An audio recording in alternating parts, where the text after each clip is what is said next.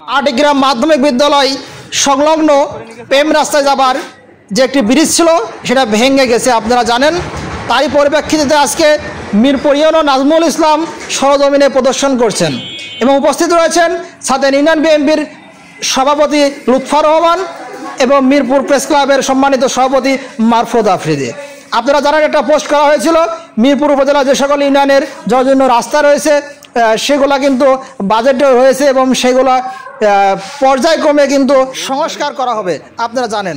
এবং আপনারা যে সকল আবেদন দিয়েছিলেন সম্পূর্ণ আবেদন ইউনো নাজমুল হাসানের কাছে পেশ করা হয়েছে। তারই পরিপ্রেক্ষিতে দেখছেন আপনারা সাতেয়ান ইউনিয়ন পরিদর্শন করতে এসেছেন এবং এর যে পদক্ষেপ অতি দ্রুত হবে তিনি এটাই জানিয়েছেন আমাদের কাছে। এবং আপনারা দেখছেন যে সাতেয়ান ইউনিয়নের যে আটিগ্রামের যে রাস্তাটা ছিল এবং পর্যায়ক্রমে সাতেয়ান ইউনিয়নের যে সকল জায়গায় এইভাবে রাস্তাঘাট জরাজীর্ণ অবস্থায় রয়েছে, কাদামা রয়েছে, সেগুলো কিন্তু তিনি সরজমিনে পদক্ষেপ করবেন এবং যেটা সংস্কার করার প্রয়োজন সেগুলো তিনি করে দেবেন। যারা দেখছেন ভিডিওটি অবশ্যই আপনারা এই ভিডিও অনেক শেয়ার করবেন এবং জানেন বর্তমানে আমাদের মিরপুর উপজেলা ইউনো একজন স্মার্ট ইউনো বিগত কিন্তু এমন কোনো সরজমিনে বা এভাবে কিন্তু আপনারা খুবই কম দেখেছেন। তাই তার জন্য সবাই দোয়া করবেন এবং তিনি যেন অতি দ্রুত এই সাতেয়ান ইউনিয়ন মিরপুর উপজেলার যেন সম্পূর্ণ যে সকল সংস্কারের